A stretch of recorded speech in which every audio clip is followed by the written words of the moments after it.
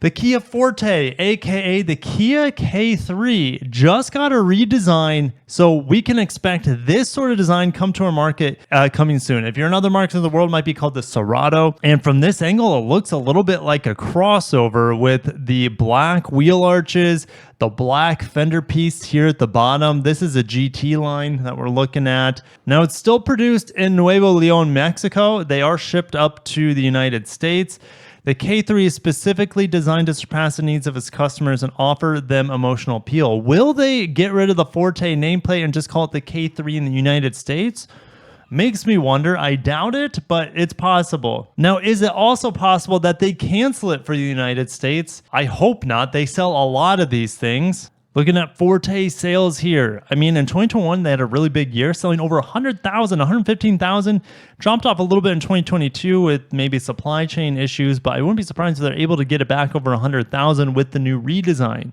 You have a 4.2-inch digital cluster. We'll look at the images here in a little bit. A 10-inch infotainment screen that is kind of integrated in one single unit. There's also a brand new sporty 2-liter GT line, which I thought we had already. So keep in mind that this press release is coming from Mexico City and Seoul. So our model here in the United States could be a little bit different. Maybe not the design, but the powertrains. If we look at what we have for powertrains currently in the Kia K3 or the Forte as we know it in the United States, it has the 2-liter standard with 147 horsepower.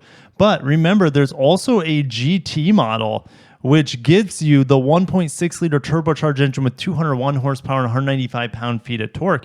It's kind of a competitor to the Civic Si in some ways.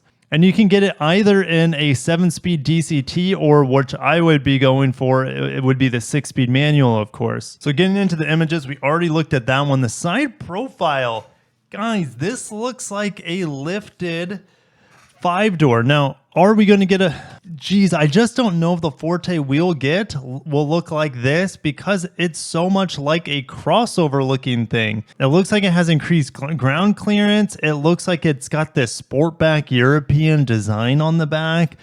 I don't think it looks better, to be honest, than the current Forte that we have on the market. I actually don't mind this line that comes off the corner of the headlight and flows into the front fender.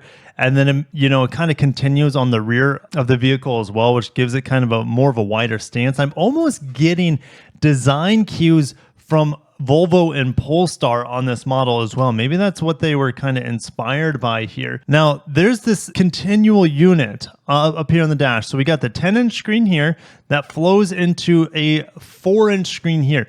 These pieces on the back are different. It's not necessarily, if I remember, I've seen them in other Kia models. It's not the most customizable. It looks good and it is digital, but they're like their own little screen, if I remember right. Where this one in the middle is going to be the one that you can customize the most. Okay, so materials here. I can't tell if this is a cloth or not. It kind of looks like a cloth material in the interior of the door, which is good. You want to break up all that hard touch that we typically see in budget-focused vehicles. This is going to be around $20,000 still. Simple and effective steering wheel with the cruise control here over on the right. And the steering wheel quality looks to be pretty good here. Obviously, this is a render, so all the stitching is going to be perfect, but you kind of have like this thick and meaty, girthy steering wheel on this small Kia. If we go to the middle, we have a digital display for climate control. Okay, now this is kind of confusing.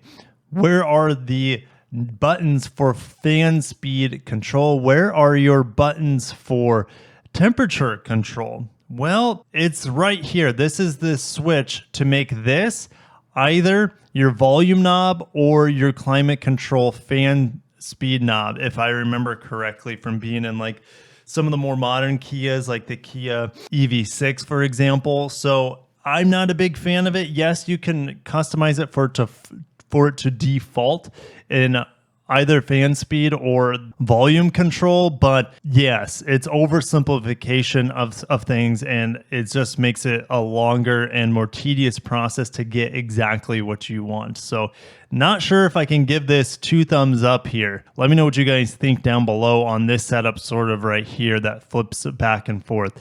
You have a USB-A on the left, USB-C on the right, a 12 volt in the middle. I don't see. Okay, this is your wireless charger pad, which is going to be optional. we don't have a good look of the shifter. Let me see if I have a better. Oh, there we go. We have a wider image here. Kind of have this aluminum piece on the dash. Hopefully it's not highly reflective. It looks pretty dull here, so that's good to see. Kind of have this two-tone and multi-layer seat design going on. Looking at the shifter, heated steering wheel and heated seat on this particular model. You have the backup camera. You're not going to have a 360 camera. This is your drive mode. I like having a traditional shifter here instead of like a push button. I think Kia's kind of done a pretty good job over the years keeping with a traditional shifter. Let's go into the next image, looking straight ahead. You know, let me know if you guys, I'll overlay an image of the current Elantra.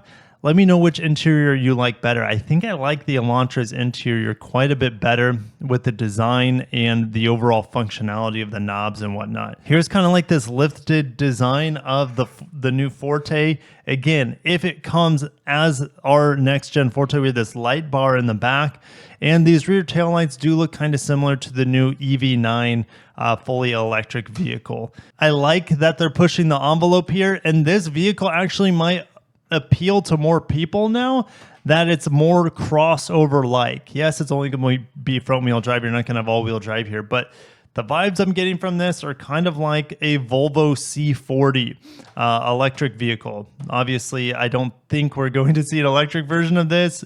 I don't think even we'll see a hybrid version of this, but I could be wrong for our market here in the United States. So definitely stay tuned. This is kind of a first sneak peek or a first look here at the Kia K3 for the United States.